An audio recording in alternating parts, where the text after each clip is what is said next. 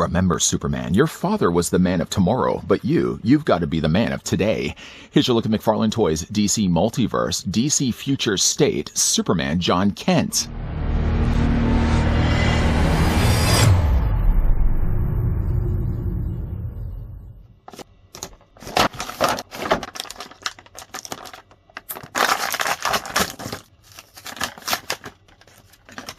After his father, the first Superman, is exiled from Earth, John takes on the symbol of hope to become the Man of Steel. As Superman, he stands ready to protect the world, using his incredible superpowers to prove himself and the people of Metropolis that the S shield on his chest is deserved. Anyone can be super, but can they be a Superman? Before we answer that question, let's grab the tape measure and see how tall the DC Multiverse DC Future State John Kent stands. The answer to that question, though, is actually about 6 3/4 of an inch in height, or roughly 17 centimeters tall. A bit of an older figure, but one still worth checking out. And actually, one of the main reasons why we're checking out the DC Future State John Kent is more to do with the fact we just recently had a look at Lightning Lad. In the review of Lightning Lad, I did say that a lot of the mold got carried over from John Kent's. You probably can even see it for yourself. Similar style of torsos, although they had to do a little bit more retooling here from Jonathan Kent because, of course, they incorporated the Superman shield. Similar arms, similar legs.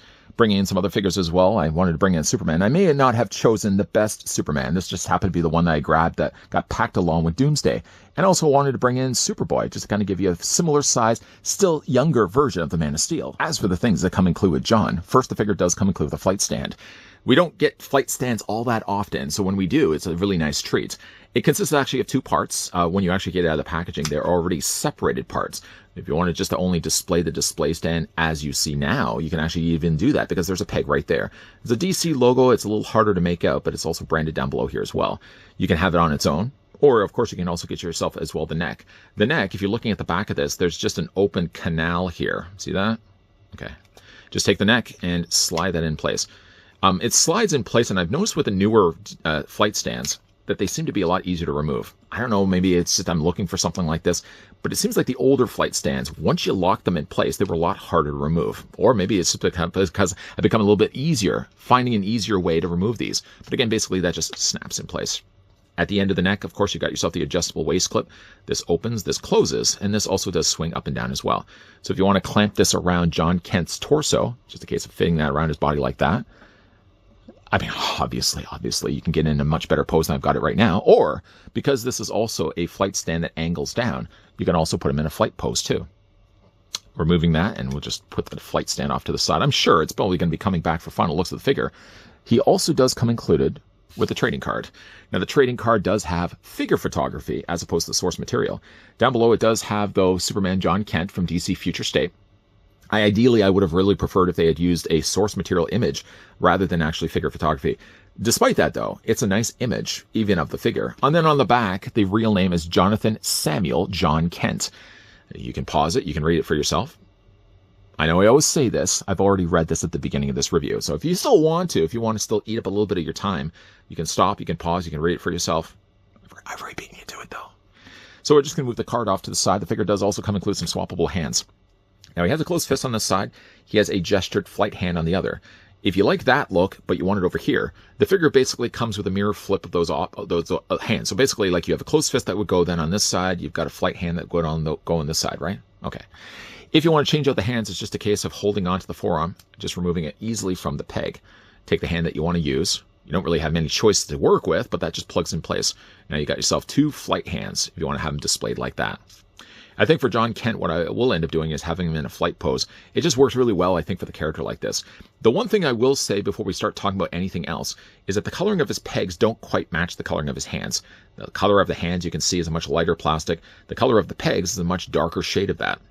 I kind of wish it was a matching color because it actually doesn't look like it belongs to his arms. Anyways, though, the actual figure's head sculpt is one thing I really do like a lot.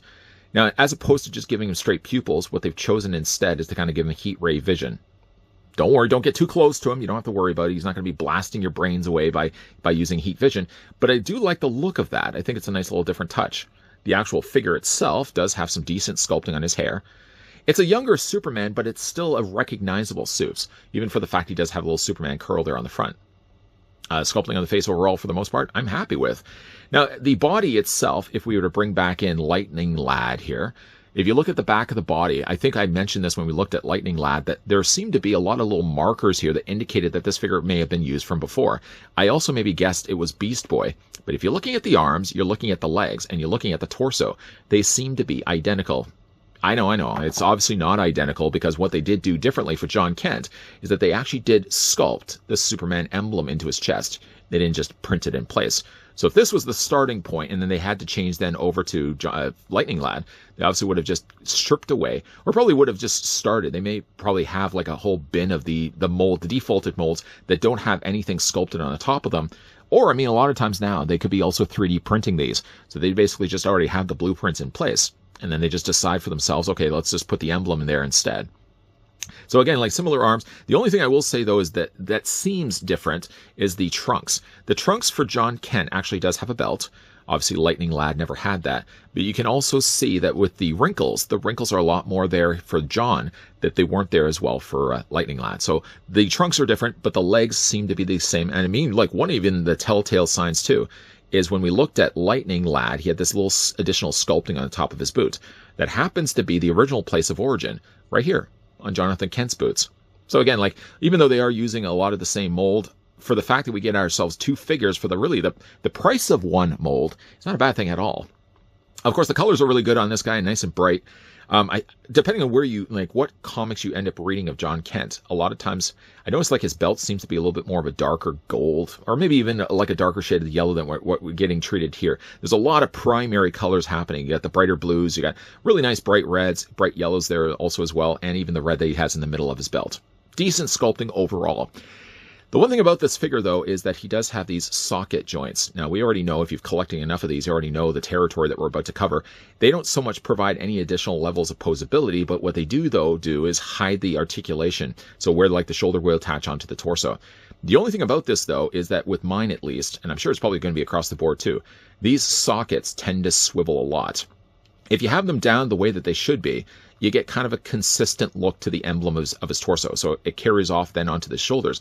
But then when you're moving his arms, sometimes it ends up shifting these around, and then it just breaks up the sculpt. So you may find yourself, I found myself several times doing this, just rotating the cup joint back in place. So again, you got the more consistent look of the red.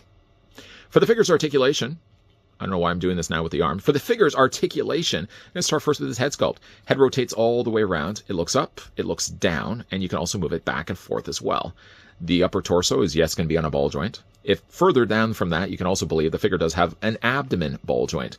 The arms rotate all the way around on both sides. You can bring them easily out at 90 degrees. The figure does have a swivel in his bicep, as well a double hinge on his elbow. Oops, let's not just, well, we just dropped the hand. I'll have to go back and get that again. Let's just put the closed fist in place. Maybe I didn't pop it all the way in place. Hands will rotate back and forth. Just make sure you don't lose any other hands. I can see it. It's down there. Legs split out.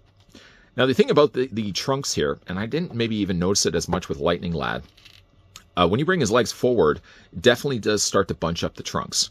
I've noticed, though, with Kent, when you bring his legs forward, there seems to be a lot more resistance. It's almost as if they're using a little bit more of a harder plastic. It's still soft, but I don't think maybe it's at the soft level of Lightning Lad. Sorry, Lightning Lad, that we're talking about your soft groin.